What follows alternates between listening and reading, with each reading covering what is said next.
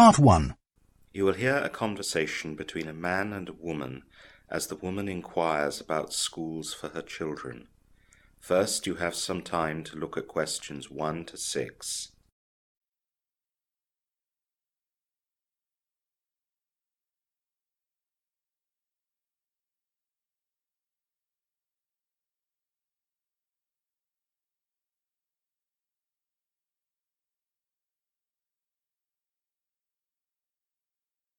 Now we begin. You should answer the questions as you listen, as the recording is not played twice. Listen carefully to the conversation and answer questions 1 to 5. Good morning. Is this the education office for the Wesley area? That's right. We handle all sorts of inquiries regarding primary and secondary education in and around the Wesley area. Good. I'm here as I've recently moved into the Wesley area and I want some advice about where I can send my 2 children to school. That's fine. Let me take down some details onto this form and we can see what we can do for you. Can you give me your family details and details of where you live? My name is Mrs. Kate Smith. My husband's name is Robert. We have 2 children, both boys. The youngest is called John and he's 8. The eldest is called Simon and he's 14. We live at 9 Webley Avenue, Wesley. Can you spell Webley, please? Sure, it's Webley. And do you have the postcode for that address? Oh yes, it's WE46YS. That's fine. Now, I assume, looking at the ages of your children, that you'll be looking at a primary institution for John and a secondary one for Simon. Is that right? Exactly. Now, it's the middle of the school year, of course. Will you be wanting your children to go to their new schools right away? If possible, yes. Fine. So, what is interesting is that I see on my computer that your address lies on the border of 2 catchment areas. Catchment areas? What are they? Each school has a geographic area around it, and if you live within that area, you have the right to attend that school. If you do not live within the catchment area of a particular school, it can be much harder to get your child into that school. I see. Now, because you live on the border between 2 catchment areas, you have more choice. That's good. Let's look at the primary possibilities for John first. There are 2 institutions that would be available for John. The first is Longmead School and the second is King's School. Do you have any information about them? Certainly. Longmead School will be more convenient. From your address, it will take about 15 minutes to walk there. It's a mid-range school with around 150 boys and girls from kindergarten and then year 1 up to year 6. At 8 years old, John should be going into year 4. Is that right? Yes, he's in year 4 right now. Now, King's School in the other catchment area is a bit further away. It's not really an easy walk. There is, however, a school bus that picks up children from a stop about 5 minutes walk from where you live, and they will get dropped back there at the end of the school day. You could drive John there yourself, of course, but you know about traffic and school runs, I suppose. Yes, it can be just terrible. King's School is bigger, with 200 children, boys and girls, in the same year groups. Both schools have availability, and John will be able to start in either school once the paperwork is done. That should not take long. Can we visit the schools before deciding? Of course, I have information packs on both schools, and in them you can find their telephone numbers. You can just call the school and set up a visit. In the packs is also lots of information about various aspects of the schools, including the latest quality inspections, the teaching staff, curriculum and extracurricular activities. Do you have any recommendations? Well, I'm not supposed to do that, but my wife and I have both our young girls at King's School, and we are very happy with the standards of teaching there. When we speak to parents who have children at the other schools, we feel that we have made the better choice in that respect. I suppose that's really more important than how many children there are and how long it takes to get there. My wife and I think so. Anyway, there's the bus for you and the class sizes are pretty much the same. Before the conversation continues, you have some time to look at questions 7 to 10.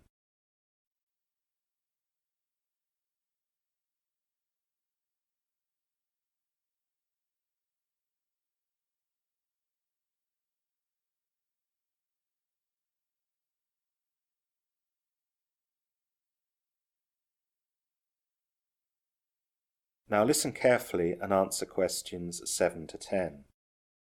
So, shall we look at secondary schools for Simon now? Yes, please. Similarly, you have a choice from 2 catchment areas. In the same catchment area as Longmead School, there is Walcott School. It has 800 boys and girls and offers places for children from year 7 to year 13. You said Simon was 14, yes? That's right.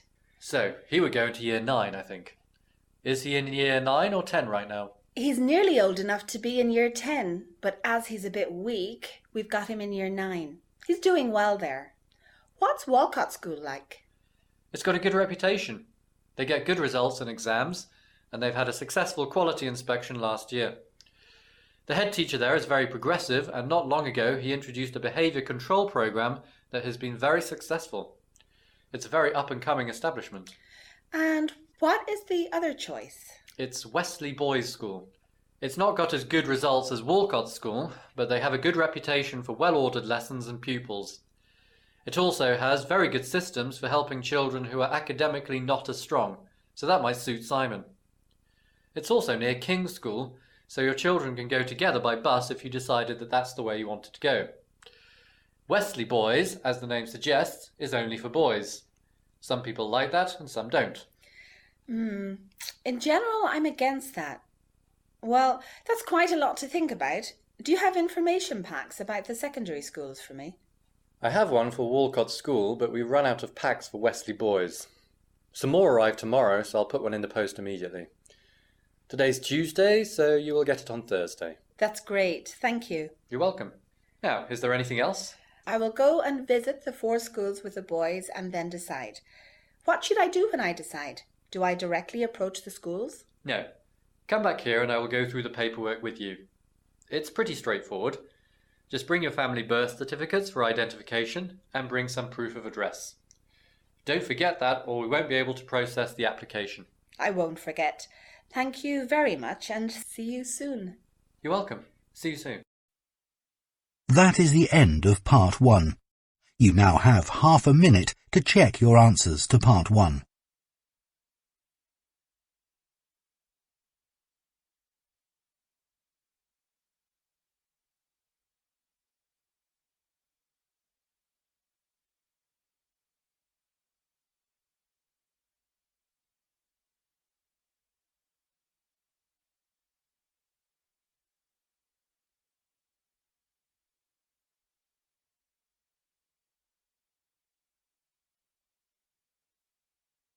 Part 2. You will hear a woman giving a talk to residents at a hotel regarding transport into the local town. First, you have some time to look at questions 11 to 15.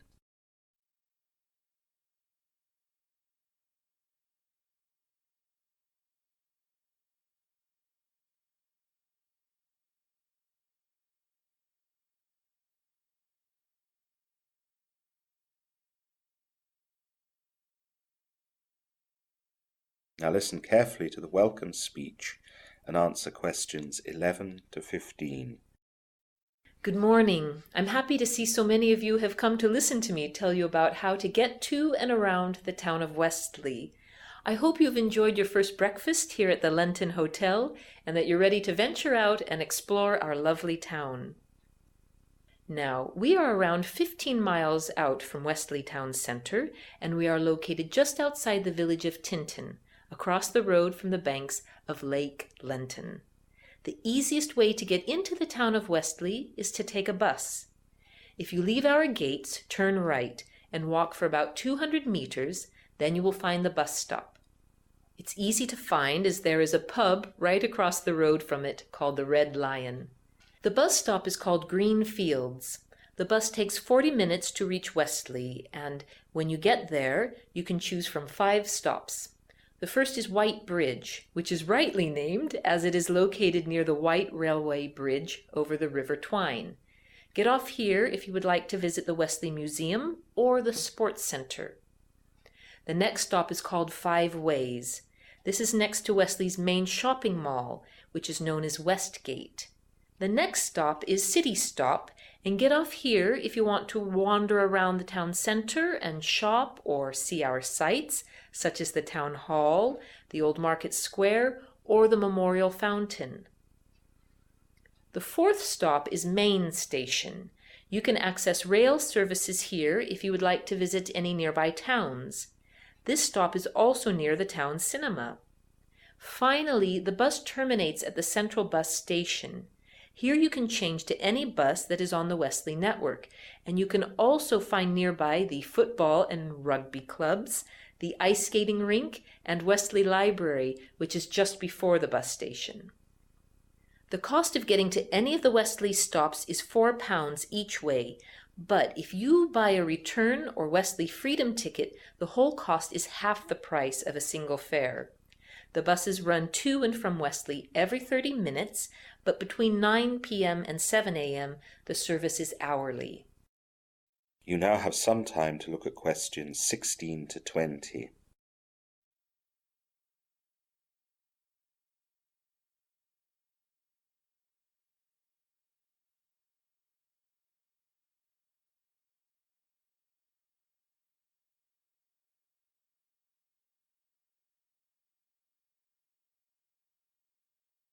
Now listen to the rest of the introductory talk and answer questions 16 to 20. So now let me tell you about some of the things that are going on right now in Wesley. At the museum, there is a special exhibition of Roman artifacts that have been found in the local area. You may not have known that there is the site of an old Roman town just outside the town of Wesley. In the exhibition, you can see coins, weapons, pots, and jewelry, amongst other ancient treasures. It is one of the best regarded exhibitions of its kind in the country. Normal entry to the museum is £10, but you can get a 50% reduction if you show a voucher from this hotel. These are available for free at the reception. The cinema has a special season of old black and white films on at the moment. Every afternoon this week, there is a choice of 3 black and white films, different ones every day. Tickets are priced at £3.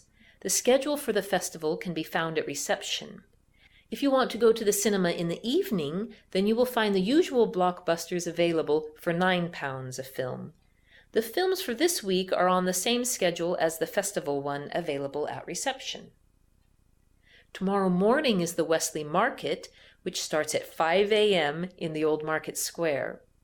The market has an enormous variety of things for sale, from local fresh food and arts and crafts to second-hand bargains and antiques. Go and have a browse, or just wander for pleasure and eat at one of the many food stalls. The weather forecast for tomorrow morning is excellent, so you could have a very interesting morning. The market closes at midday, but you might find all the bargains are gone if you arrive too late. Finally, Wesley Town Football Club are playing their semi-final game in the County Cup tomorrow afternoon. You will be guaranteed an amazing atmosphere and an exciting afternoon sport, so sports lovers should not miss this. The game kicks off at 3 p.m. and entry is priced at £5. Go early, as the game will be popular and it will no doubt sell out before the game starts. That is the end of Part 2. You now have half a minute to check your answers to Part 2.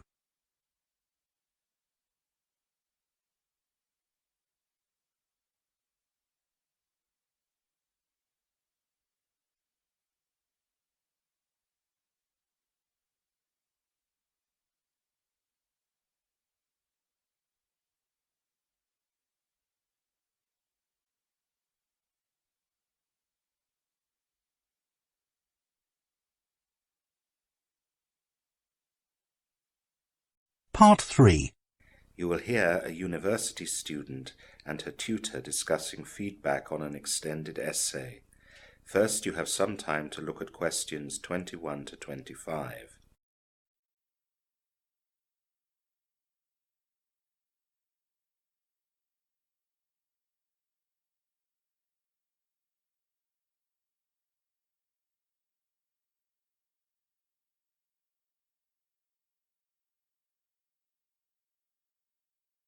Now listen carefully and answer questions 21 to 25.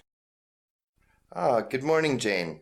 Thank you for coming in so early this morning. That's no problem, Dr. Mills.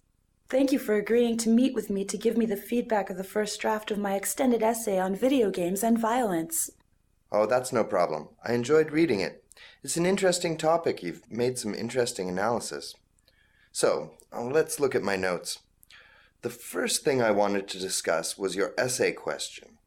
Now, the question you have here is not the question that we agreed upon before you began writing. That's true.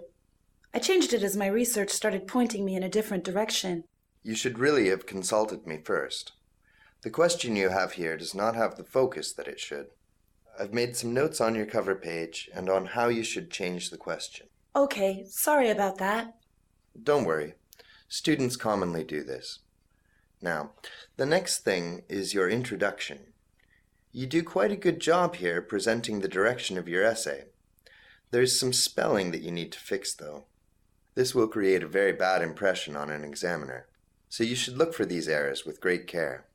I'll make sure of that. I certainly don't want to create a bad impression on my examiner. The next part of your essay was on the historical development of video games. Now, this is interesting, but I would doubt the relevance of the amount of specific history that you've included. Your question focuses on video games and violence, so a historical overview is important, but you should just provide this fairly briefly, or you'll use too many words on it. I think I must have got carried away there. You're right. I did find it interesting. Now, the next item I'd like to discuss is your use of examples. The first thing is that you lack the right number of examples to prove your points. You only look at 3 or 4, and none of them in a detailed way. You should review briefly at least 6 to 10, and review at least 1 and preferably 2 in real detail in terms of the violence that is present within the game. This will provide your essay with increased credibility. You're right. I find the whole subject fascinating, but I have little detailed knowledge of any particular video games. I tried reading some reviews of various video games, but the details from those I already included in the essay. I don't really know where I can get more detail on this without buying some games and playing them. Even then, it would take too long to get all the detailed knowledge I need. It's hard to find detail like this, but I have some suggestions to help you. Blogs are excellent places to find details. First, there are blogs that focus on video games, and there are certain blogs that are focused on violence within video games. If you go through some of these, you'll find plenty of detail from people who play the games. Second, there are consumer watchdog associations that are focused on video game violence. These are filled with reviews of games, but they're solely focused on the violent elements of the games. These two sources will help you get the detail that you need. You now have some time to look at questions 26 to 30.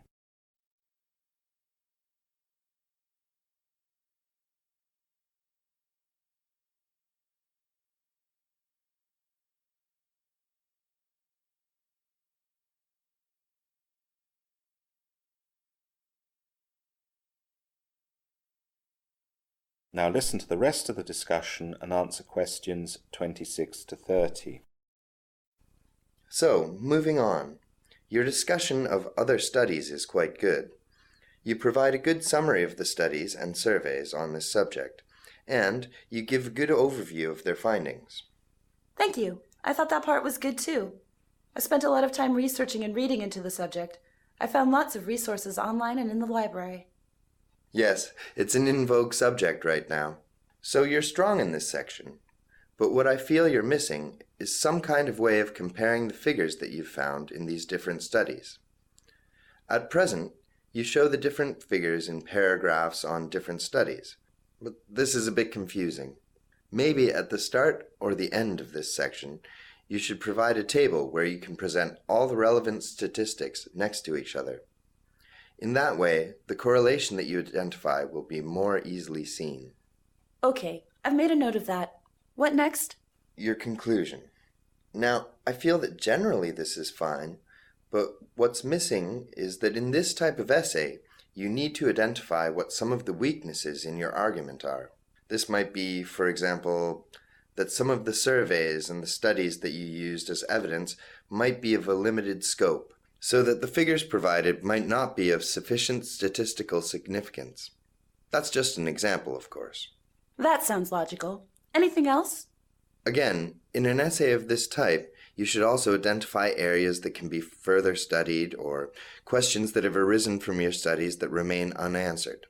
At this high level, things like this are expected in the best essays, and so, if you overlook them, this can reflect badly on your essay and reduce its overall grade. That's great advice, Dr. Mills. I know what you mean. I certainly know the sort of things that should be in my essay with regard to that. So, is that it? One more thing. I know I've told you to look at lots of different areas, but there's also the issue of your word count. You know the limit is only 5,000 words, and you've exceeded that by 400 exactly in this first draft. It's important that your final draft is on or beneath the limit. Now, it's quite difficult to cut one's word limit down, but the essence of good writing is in the redrafting and editing process. It's normal and advisable to cut your word count down on a second draft by using language more economically. I told you earlier that you were too wordy in your section on the historical development, so that's at least one area where you can cut down on your word usage. That's fine, Dr. Mills. Of course, I had noticed that I was wordy, but I'm sure that I can sort this out for you by the final draft. Oh, and don't forget your appendices. Check the extended essay instruction sheet I gave you at the start of the preparation process. The instructions will outline all the documents that will need to be there in your final draft. Make sure that section is complete. That's fine. Well, thank you, Dr. Mills. I'll go off and get started on all that. I might drop by during the week with some questions if that's all right. Yes, that's fine. Bye then, Jane. Bye, Dr. Mills, and thanks again. That is the end of Part 3. You now have half a minute to check your answers to Part 3.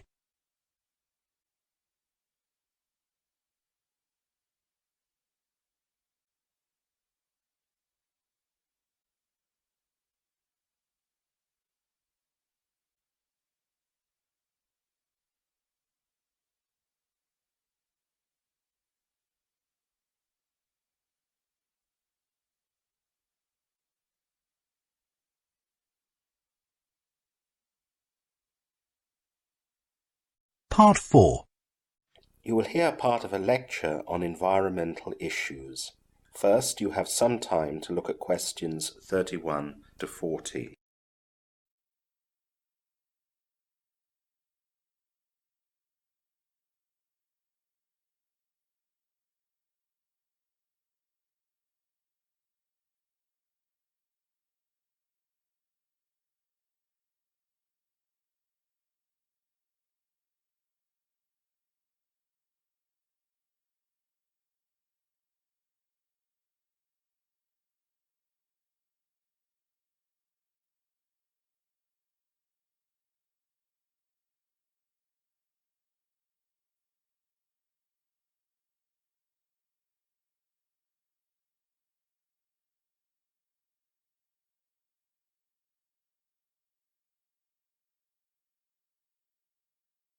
Now listen carefully and answer questions 31 to 40.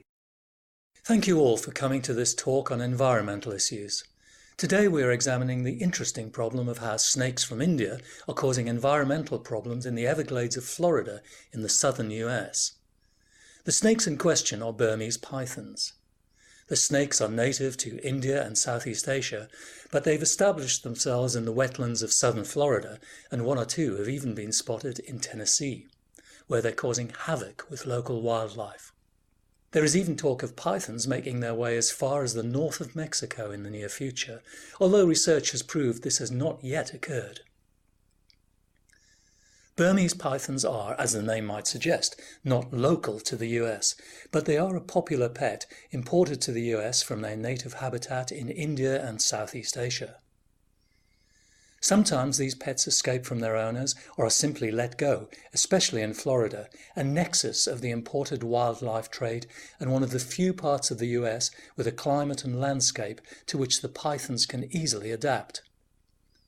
That's how hundreds or even thousands of Burmese pythons have managed to establish themselves in the Florida Everglades, the vast protected wetlands in southern Florida, where they've become a persistent challenge for local officials tasked with protecting endangered wildlife. Recent studies have suggested just how big a threat the invasive Burmese pythons have become. Burmese pythons are eating machines. An adult snake can grow to nearly 20 feet, and it can eat anything from raccoons to bobcats to deer to alligators, killing its prey by constriction and then swallowing it whole. In the Florida food chain, the Burmese pythons rest at the top. Experts have shown recently that only birds seem to have escaped their attentions. The same researchers have also recently looked at the distribution of mammals in the Everglades nearly 20 years ago, before Burmese pythons established themselves in the area, and then more recently. They have found a drastic reduction in the number of small mammals that are typically part of a python's diet, and they also discovered that the remaining mammals tend to be most abundant in areas that are either clear of pythons or where the snakes have only recently been spotted. The evidence is strong enough to suggest that invasive Burmese pythons are causing significant wildlife loss in the Everglades. The indications are that the problem could worsen as the snakes continue to grow in size and numbers.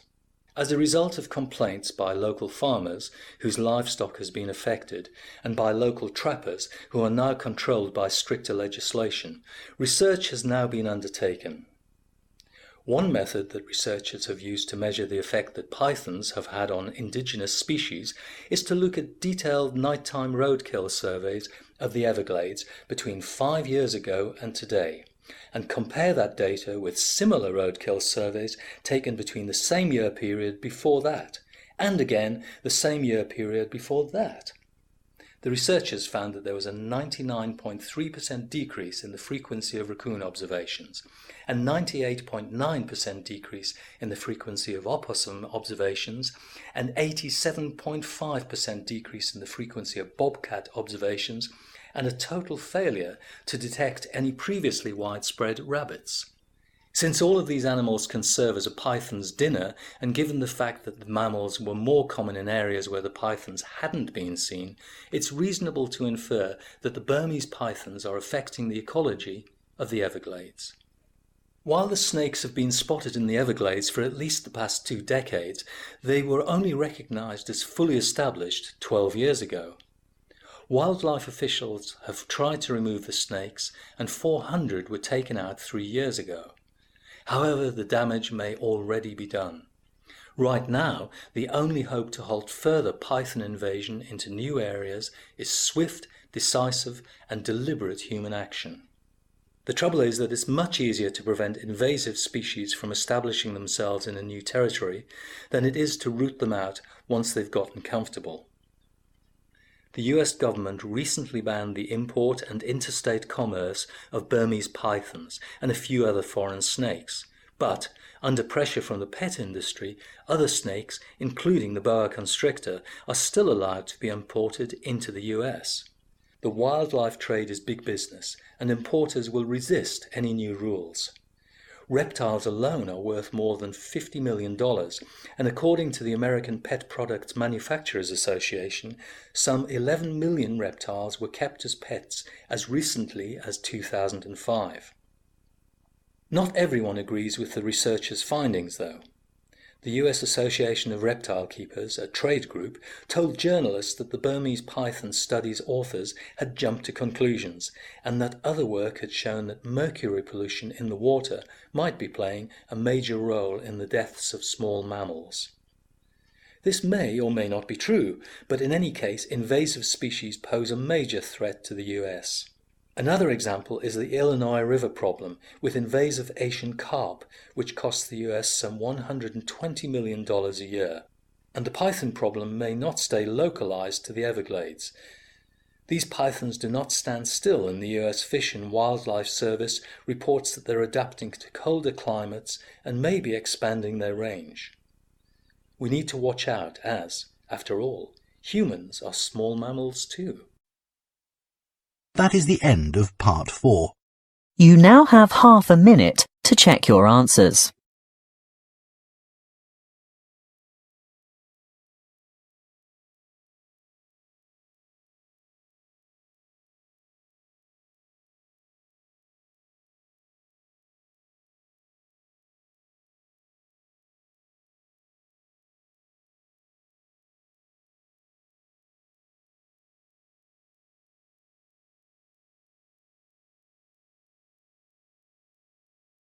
That is the end of the listening test.